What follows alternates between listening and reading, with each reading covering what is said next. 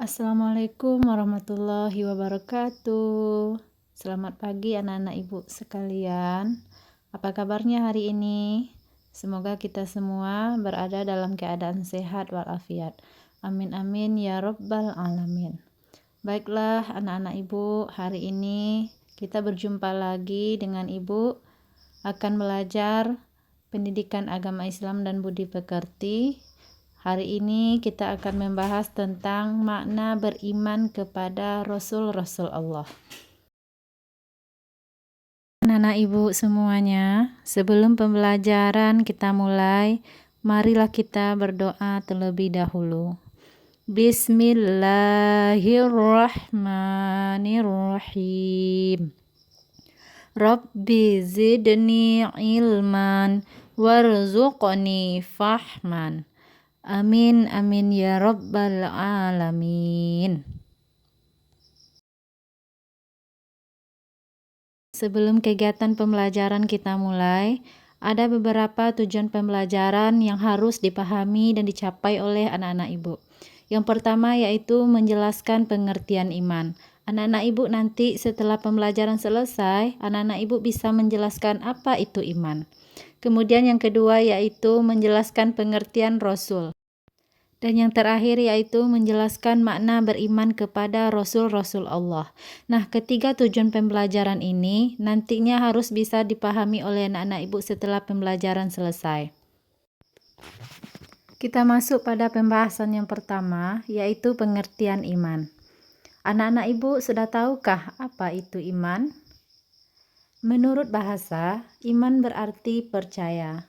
Sedangkan menurut istilah, iman itu adalah meyakini dengan hati, mengucapkan dengan lisan, dan menerapkan dalam perbuatan atau tingkah laku.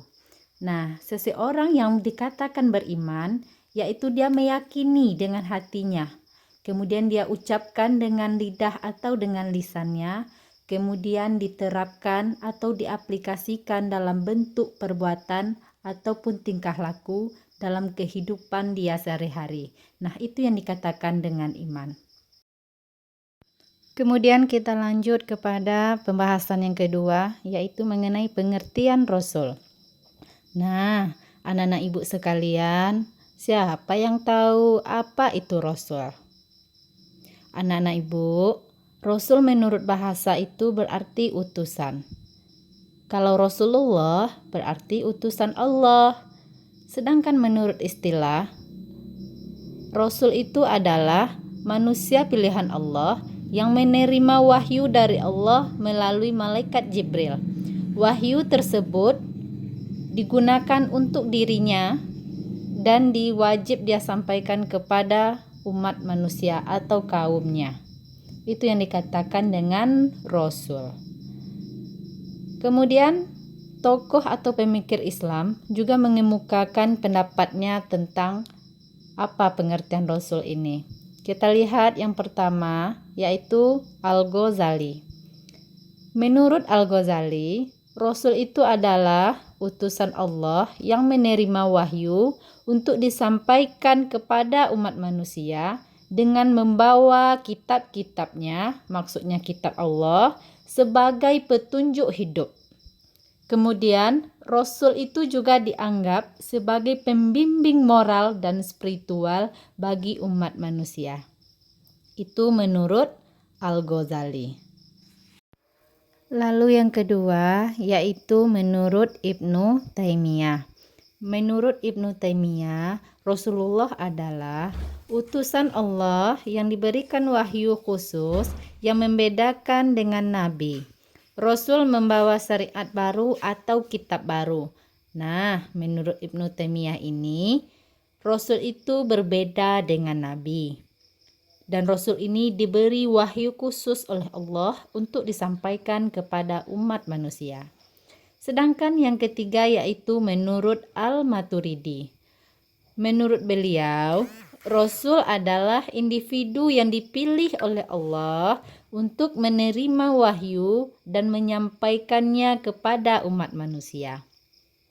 Dari sini bisa kita simpulkan bahwa Rasul itu adalah manusia pilihan Allah yang diberikan wahyu oleh Allah melalui malaikat Jibril, dan Rasul ini berkewajiban menyampaikan wahyu tersebut kepada umat manusia.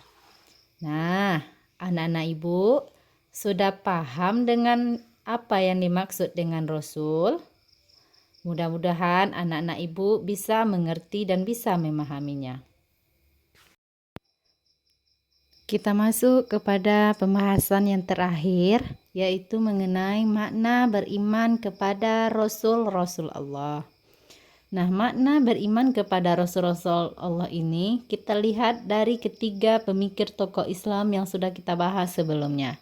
Yang pertama, menurut Al-Ghazali, menurut beliau beriman kepada Rasul Allah berarti meyakini bahwa Allah mengutus Rasul-Rasulnya sebagai pembimbing umat manusia yang menyampaikan wahyunya dan mengajarkan agama yang benar. Itu menurut Al-Ghazali. Kemudian menurut Ibnu Taimiyah, beriman kepada Rasul itu berarti menerima dan mengikuti ajaran yang dibawa oleh Rasul, serta meyakini bahwa Rasul merupakan pembawa wahyu yang diturunkan oleh Allah untuk petunjuk hidup umat manusia. Sedangkan menurut Al-Maturidi, beriman kepada Rasul Allah mencakup dua aspek. Apa sajakah dua aspek tersebut? Yang pertama, meyakini bahwa Rasul diutus oleh Allah untuk menyampaikan wahyu dan petunjuk hidup. Lalu, yang kedua yaitu meyakini bahwa wahyu yang diterima oleh Rasul adalah benar dan harus diikuti oleh umat manusia.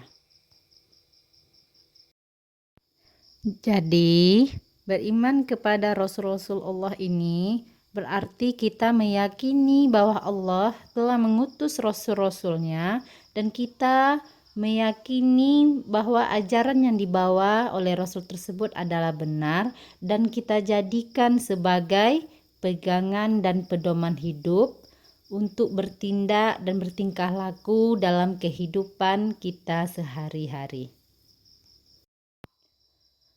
Anak-anak ibu sekalian, demikianlah pelajaran kita hari ini. Semoga apa yang disampaikan bisa dipahami oleh anak-anak ibu semuanya.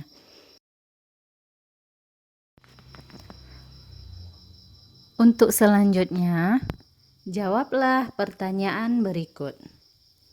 Yang pertama, iman menurut bahasa berarti. Yang kedua, meyakini dengan hati, mengucapkan dengan lisan, dan menerapkan dalam perilaku atau perbuatan merupakan pengertian dari. Yang ketiga, utusan Allah yang diberi wahyu dan wajib menyampaikannya kepada umat manusia merupakan pengertian dari. Lalu yang keempat, meyakini bahwa Allah mengutus Rasulnya sebagai pembimbing umat manusia yang menyampaikan wahyunya dan membimbing agama yang benar merupakan makna beriman kepada Rasul Allah menurut anak-anak ibu yang dimuliakan oleh Allah. Silakan dikerjakan soal-soal yang telah ibu berikan tadi. Demikian pembelajaran kita hari ini. Terima kasih atas perhatian anak-anak ibu sekalian. Semoga kita berjumpa lagi di pertemuan berikutnya. Terima kasih. Assalamualaikum warahmatullahi wabarakatuh.